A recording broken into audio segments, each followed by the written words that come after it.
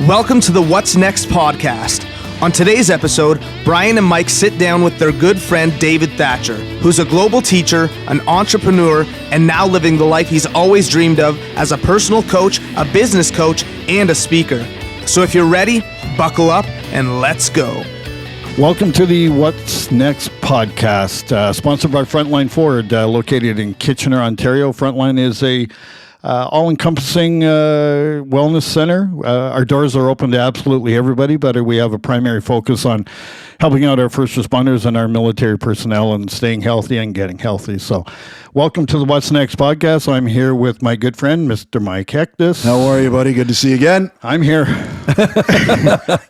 It is, we're talking middle of August, buddy. It's just been crazy. And I want to first reach out and thank all of our followers. We've got over 2,000 followers now. No kidding, on eh? our first few podcasts. Isn't it's it pretty awesome? neat. And the response is coming back.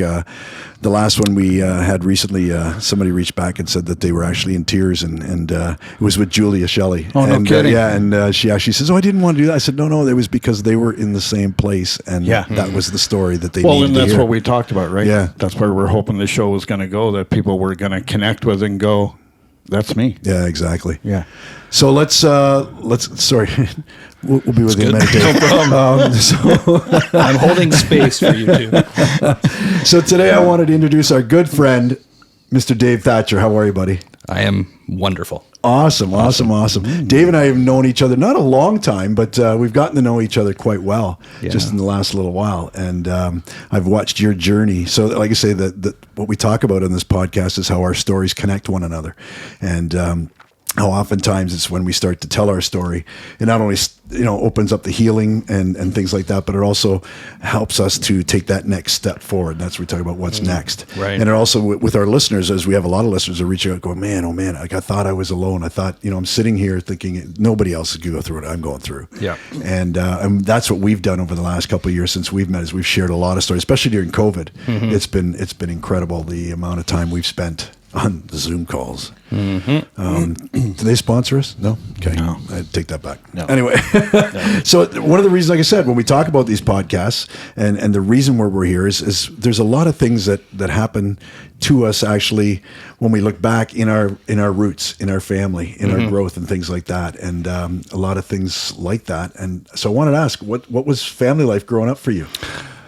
Family life. I remember watching shows in the 80s thinking, I've got a normal family. I'm like normal. And then you hit your teens and your 20s and then, get a little therapy and you're like, wow, I was wrong.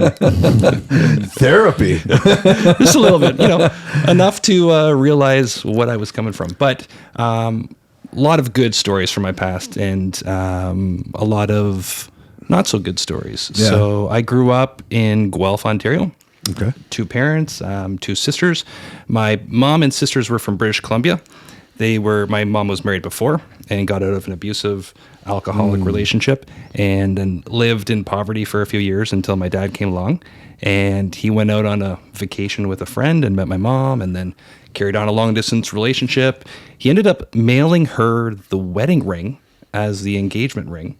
And I don't know how it all worked, letters, phone calls, but they came out, got married. I was born a year later. Wow. Yeah. That's cool. I'm going to mail you the ring.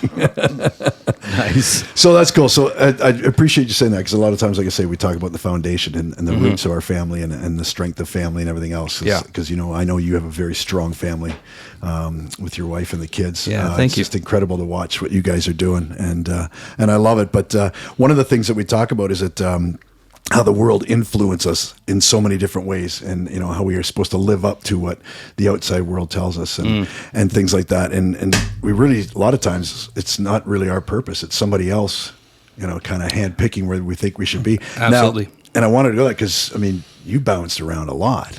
Yes. You bounced around a lot. Yeah. 30 jobs by the age of 30.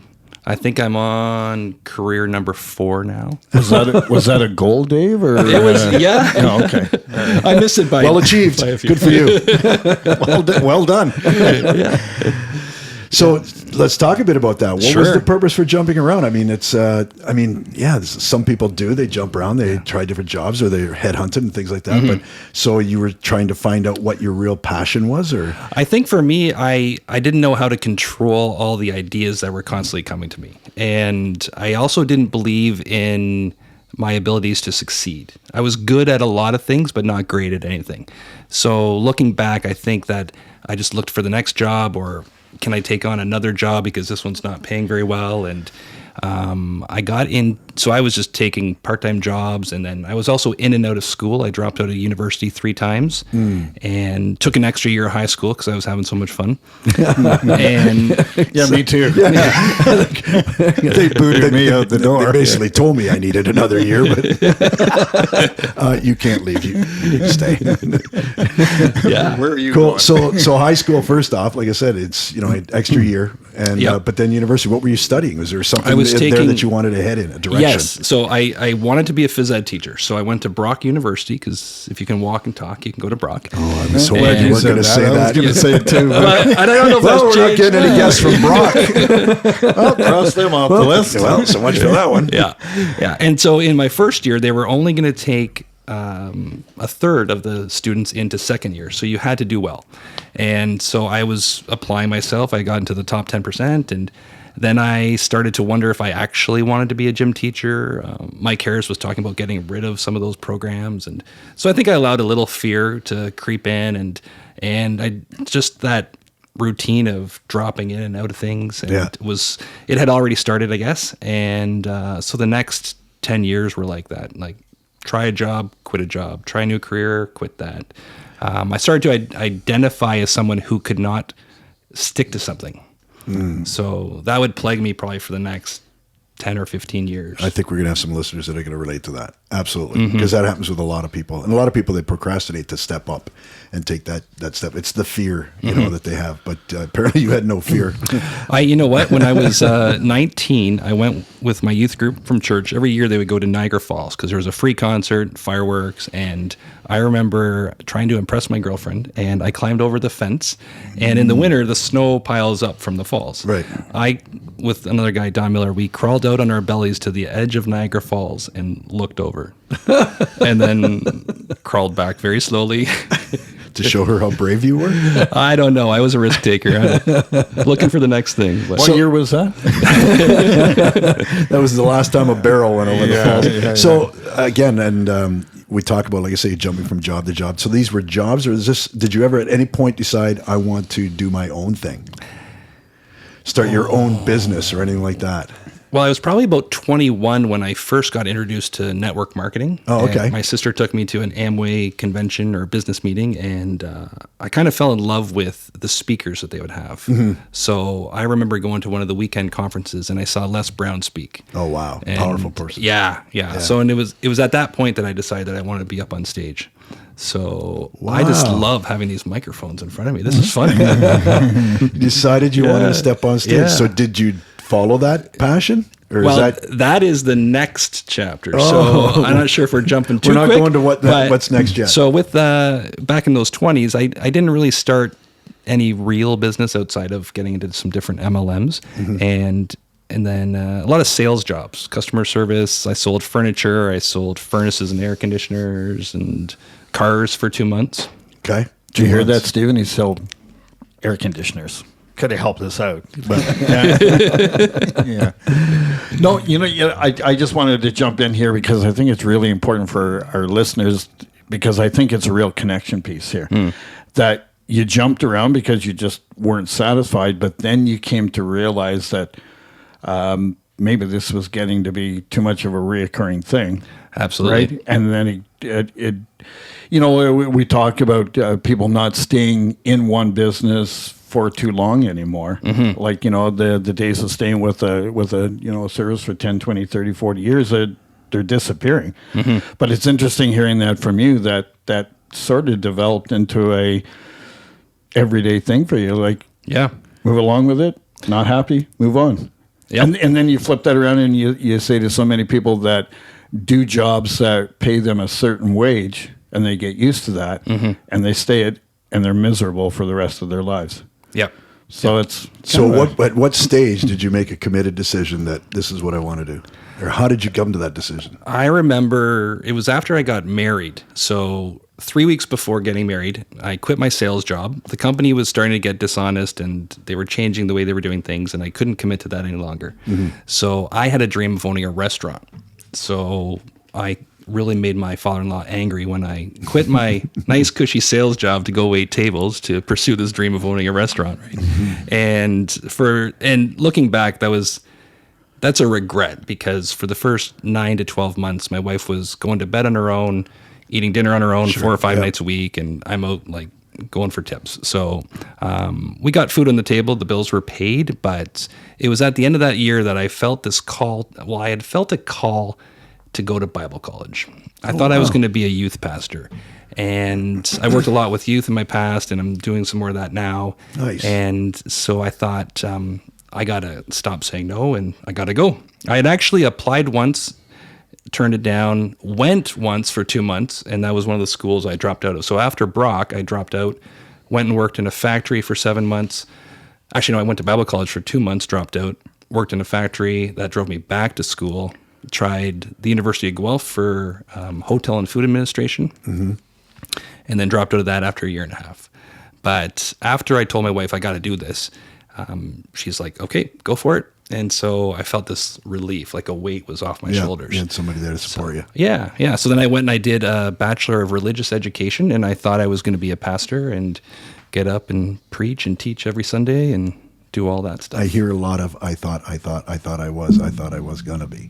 So now you've got your lovely wife Sarah, you've got some kids on the way. We're gonna move a little fast forward here. Yep.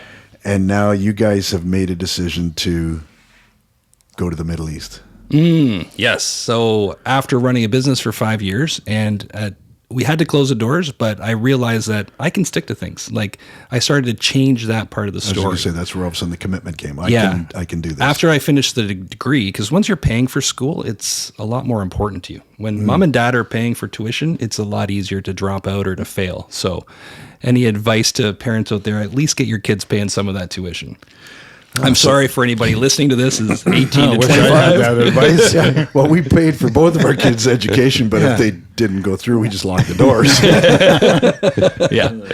Anyway, so then we had a business, and we had to close the doors to that. What was the business? It was called the Little Gym. It was gymnastics based. It was actually, that's how I met your guest from last week. Oh, he was one of my clients here. So, oh wow, okay, yeah. So we did motor skill development, and we always had gymnastics in the programs, but we also had dance and karate and sports skills. So this actually is coming back to your whole physical fitness thing. You wanted to be an educator in the fitness side. So yeah.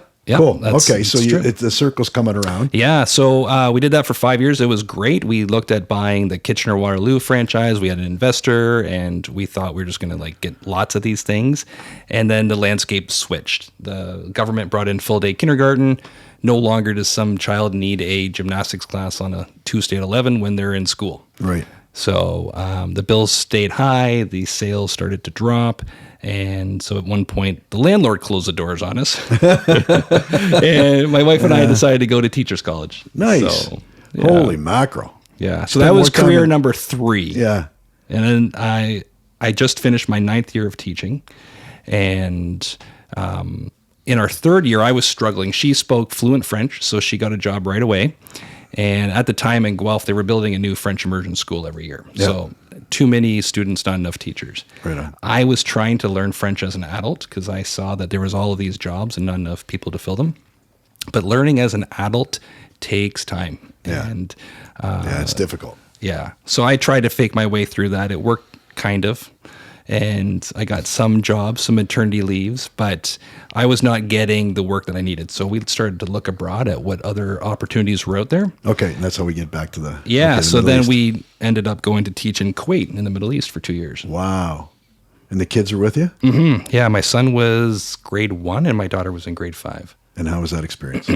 It was really good for my daughter. Over there, they really celebrate, like the girls will bring in the blue-eyed girl and the white skin, and they bring her right into the fold. Nice. My son, the boys are very they're more of a clique, like a lot of cousins and everybody knows everybody. So when a new kid comes in, they don't accept him as easily.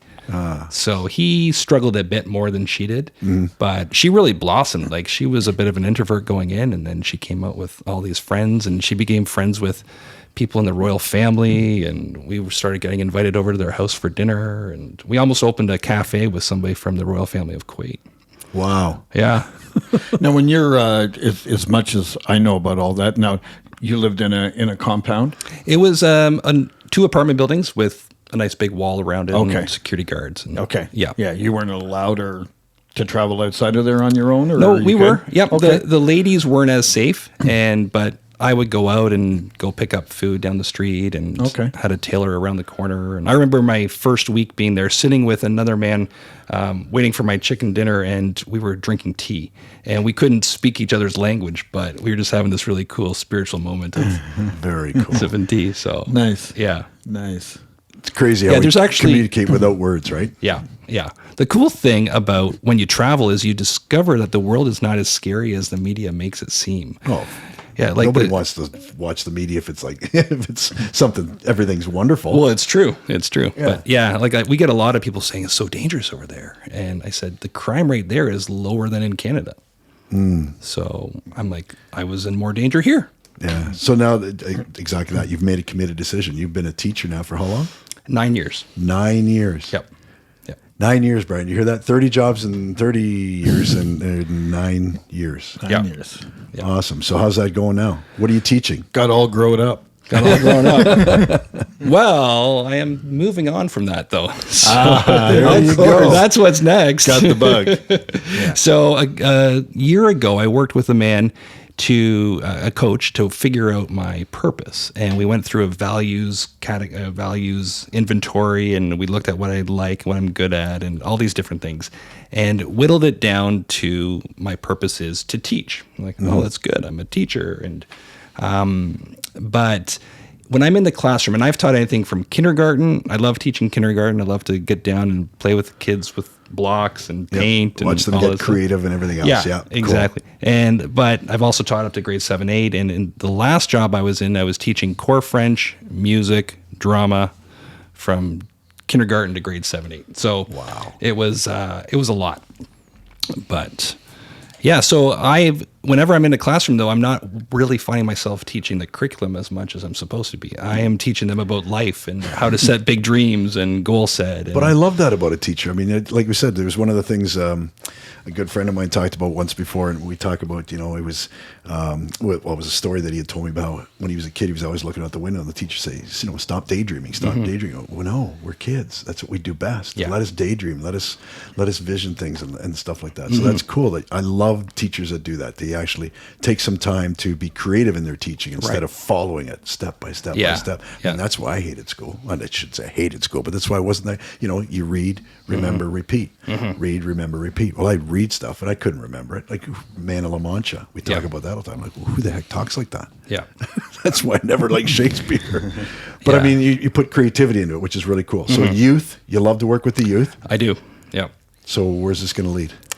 Well, in the last year, I've started doing some life coaching while teaching during the day and coaching at night. And the clients that I seem to be attracting they're struggling with anxiety, depression, first, second year university stuff. Okay. And I'm working with a boy now who's 12 years old. So I definitely see the next chapter as trying to teach young people how to live and how to be happy and how to be content and find joy and all the things that they're not getting for some reason in the world today. Whether that's from from technology or culture or whatever it is, just lack of purpose. So I'm still fleshing out how that's all going to come together, what it's all going to look like. But I love taking the lessons that I've learned because as I mentioned, I struggled as a student. So and I labeled myself with ADD after the doctor. Well, the doctor kind of said, "Yeah, you got attention deficit disorder." And in probably the last 6 months, I've actually been moving on from that label and finding out that there's another side to those labels, and I am feeling so much more freer. Awesome. And people who struggle with those types of things, they're so creative, and I would beat myself up for being creative and coming up with ideas all the time and not following through. So now I'm just trying to figure out, how do I work with who I am, and how do I grow a little bit day by day and take those strengths that I have and move them forward. You know, you mentioned ADHD and how many young kids get labeled with that. So if you're working with the youth, what are you helping? How can you help them get through that label that they get stuck with? Because all of a sudden they think, oh, that's just my ADHD. That's just who I am. Yeah. No, it's not. Right. I think the first thing to do is really help them understand what it is and what it is not, and how our culture is over-labeling these days. Oh, And absolutely. yeah. And my mentor talks a lot about, we judge ourselves so much. And so I think helping them move past the judgment and see that our culture is full of it. Oh, absolutely. Right? Agree 100%. Our society is nothing but a judgmental society. Yeah. And social media does that, right? You get into social media and you're looking at everything on there and you're being judged all the time. I mean, I think a lot of us have started to pull back from that, especially during COVID. I mean, we were looking, what's everybody doing and everything else, but I know I pulled back big time, only because of that purpose alone. And I've really found I'm in such a great place in my life right now. Vicky and I are, and our family. And I think, as much as COVID, as much as it was terrible what happened, it was amazing for our family, and how it brought me, as an extrovert that I was, and I needed to be around people. And I thought I needed to be around people all the time. I've now learned that I don't need a lot of people around. I need a small group of people that really understand where my heart is, and where my soul is. And I love the fact that you're working with the youth, because that's where it starts, man. It starts with the grassroots. It starts with building a strong foundation, believing in yourself, and that's what it's all about. Yeah. Very cool. You said it all. But today's it's a much different world too. Like for these children, for our youth, because as Mike was saying, like, you're inundated with the whole social media aspect. Everything you want is right at your fingertips. If you want to learn how to do something, be something, no, you just Google away, and Dr. Google's got all the answers for you. But it's also got all the judgment that goes along with that. Yeah. I truly believe that as our youth, as our new paramedics, our new police officers, new firefighters, nurses that are joining into those professions, we've lost the art of conversation. Okay. We've lost the art of being able to communicate, and in those jobs, it's very imperative. Yeah. And I talked to a number of them, and I think that they really struggle with that. But I think our youth do too.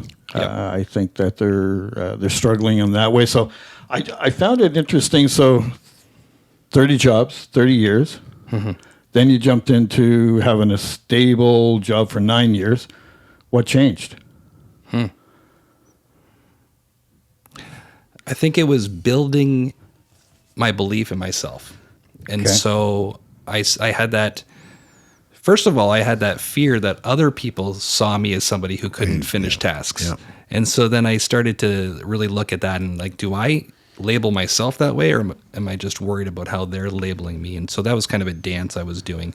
And then as I started to stick to things more, or as I started to look at what I was doing, I just started to realize that was the wrong story to be telling myself. And then as time went on, I was able to be actually building some longevity in things. So I could look at the fact that I had stayed with my wife for 5 years, and then it was 10, and now we just celebrated our 20th anniversary. Wow, congrats. Yeah, thank you. And so there's still elements of my life, like I've moved every 2.5 years. I moved homes and then moved countries and things. And so, but I've come to realize that doesn't mean that I don't stick to things. That means that I have a high need for novelty.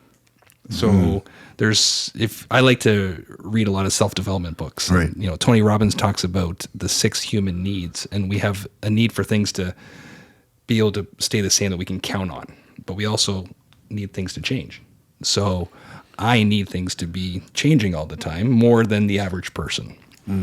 So it wasn't that I couldn't stick to something. It was just that I hadn't learned the skills to see it through to the end and believe in myself. And I think the biggest thing is the belief in itself. I mean, those are a lot of the things that hold so many people back. They look in the mirror and they get on. And then, again, it's the judgment and other people saying, no, that's not you. I mean, that's Bryan and I talked about that the first couple of podcasts. You know, I was put into a box that this is where I was supposed to be, and I thought, there's no way I'm going to be in that box. And then same thing, you know, job to job and things like that, trying to find my purpose and realize that I needed to be self-employed. Yep. I couldn't work for somebody else because I wanted the control, I guess. Right. But you talk about when we were chatting earlier that you've got like these, you had the 4 things: what I've done, what I've gone through, what I've learned. So we've kind of talked about a lot of those things, but then what have I let go of? Some of those pieces of my identity that I thought were true that really aren't. And even if they were true in the past, I don't want to carry those into my future. So, you know, just talking now, I look back and my father always had 2 or 3 jobs because he didn't make quite enough to put food on the table or give us a vacation every year, things like that. So he would go and work part-time jobs. So then I didn't believe that I was good enough to earn money from one job or one career. So then I was picking up. So as I changed that story, as I realized what that story was and worked through that, then I was able to nail it down to one job or one career. And now it'll be one business.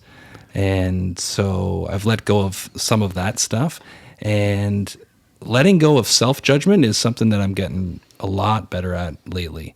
And like, for example, you go into my garage and it's pretty organized, but there's also some stuff around, and that would drive me nuts. And then I would beat myself up. I'm like, oh, look, you can't, there's all these things that are distracting you and chaos. Like chaos was kind of a word that was a part of my life. And now I'm trying to let that go and say, you know what? You can put things away when it's the right time, and you're productive every day. And if you need to find a tool, you'll eventually find it.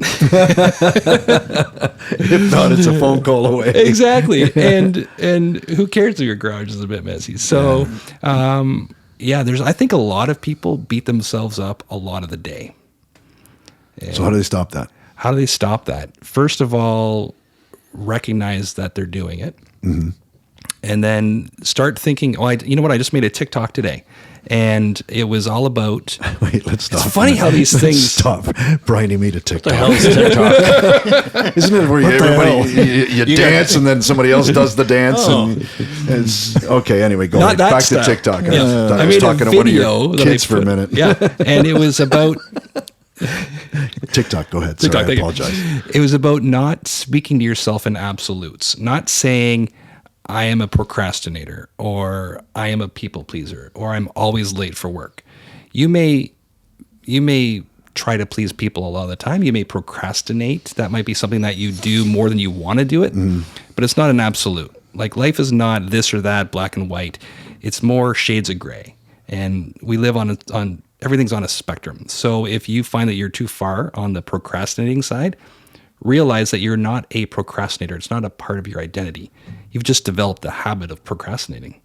So start thinking about who you want to be, turn the dial down on procrastinating, and turn the dial up on being the person that you want to be, who gets things done and fights their fears and takes action, and focusing on that side of the spectrum. Your future self. This is where I want to be. Yeah.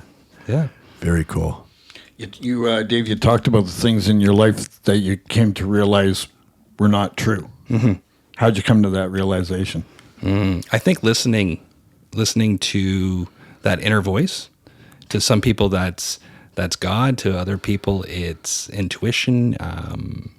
Knowing that the voices from culture, society, your parents, your upbringing, your teachers, that is how you got programmed. But if you're not settled in that, start slowing down, going beside the river, listening, and trusting that the answer is going to come to you about who you really are, and then pursue that person. I'm working on a little writing piece on falling in love with your future self. Nice. So, like, just become so infatuated with that person. Like you are when you first fell in love, and you talked to them all the time and you wanted to be with them and you were excited by that person. Yeah. Make that your future you. Yeah. Like, become infatuated with your future.